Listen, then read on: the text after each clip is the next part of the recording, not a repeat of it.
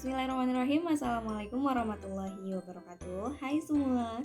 Perkenalkan, nama saya Baisari Fawahida dengan nomor induk mahasiswa D1A 091111 dari Hukum Tata Guna Tanah A2. Pengertian dari hukum tata guna tanah adalah serangkaian kegiatan untuk mengatur peruntukan, penggunaan, serta persediaan tanah secara berencana dan teratur untuk memperoleh manfaat secara lestari, optimal, serasi, dan seimbang untuk sebesar-besarnya kemakmuran rakyat dan negara.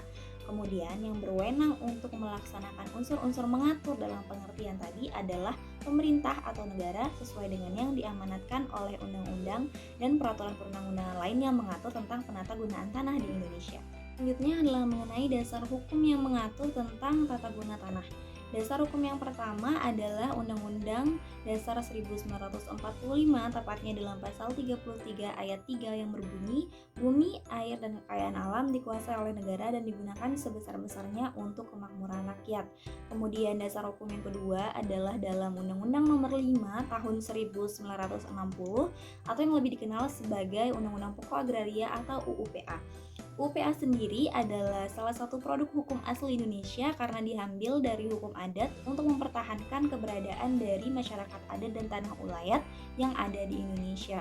Kemudian, UPA sendiri memiliki tujuan sebagai salah satu dasar hukum dari tata guna tanah di Indonesia. Yang pertama yaitu dasar pembentukan hukum nasional tentang pertanahan di Indonesia. Kemudian yang kedua adalah salah satu bentuk andil dari undang-undang sendiri untuk menangani masalah kepemilikan tanah yang marak dimiliki oleh orang asing di Indonesia.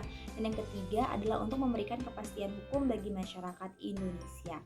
Kemudian, tahukah kalian bahwa UU PA sendiri sekarang telah mengalami pembaharuan hukum dengan tujuan untuk membentuk sebuah hukum yang lebih terstruktur, lebih sistematis, dan lebih memberikan kepastian hukum yang jelas bagi kepemilikan tanah atau penata gunaan tanah di Indonesia. Jadi titik awal dari pembaharuan hukum agraria di Indonesia adalah untuk mengikuti perkembangan kehidupan manusia yang dinamis serta menjamin ketersediaan hukum yang sesuai dengan kebutuhan masyarakat. Selain itu juga sebagai proses yang berkesinambungan mengenai penataan kembali wilayah-wilayah yang ada di Indonesia.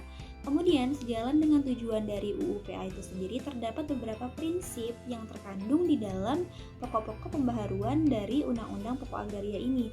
Yang pertama adalah mengenai menjunjung tinggi hak asasi manusia. Kemudian yang kedua adalah mengenai unifikasi hukum dengan tujuan untuk mengakomodasi segala bentuk keberagaman hukum pertanahan yang ada di Indonesia. Kemudian yang ketiga adalah mengenai restrukturasi kepemilikan tanah di Indonesia. Selanjutnya yang nomor 4 adalah mengenai keadilan dalam penggunaan tanah antara pemerintah, pihak swasta maupun dari masyarakat Indonesia sendiri.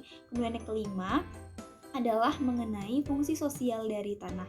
Kemudian yang keenam adalah mengenai penyelesaian konflik pertanahan antara para pihak yang berkonflik. Kemudian yang ketujuh adalah mengenai pembagian kewenangan yang adil antara pemerintah pusat dan pemerintah daerah. Kemudian yang kedelapan adalah mengenai transparansi dari pembuatan kebijakan seputar agraria. Kemudian yang kesembilan adalah usaha-usaha untuk menjaga keutuhan dari hukum itu sendiri. Kemudian yang kesepuluh adalah pembiayaan mengenai program-program seputar keagrariaan di Indonesia. Kemudian yang menjadi tujuan dari hukum tata guna tanah yang pertama adalah penggunaan tanah haruslah menjadi satu kesatuan sistem yang adil bagi seluruh rakyat Indonesia. Dan yang kedua adalah pemanfaatan tanah tersebut haruslah digunakan dengan menjunjung tinggi nilai-nilai kesejahteraan bagi seluruh rakyat Indonesia. Hal inilah yang menjadi latar belakang pembentukan rencana tata ruang wilayah atau RTRW dengan tujuan untuk memaksimalkan tanah baik secara fungsi dan kegunaannya bagi setiap makhluk hidup yang tinggal di atasnya sehingga pemanfaatan tanah bisa dilakukan secara maksimal di setiap daerah sesuai dengan sumber daya daerah masing-masing. Itulah tadi penjelasan dari saya mengenai tata guna tanah secara singkat. Apabila ada kritik, saran, ataupun poin-poin yang ingin ditambahkan dari penjelasan saya tadi, bisa ditulis di kolom komentar. Terima kasih. Assalamualaikum warahmatullahi wabarakatuh.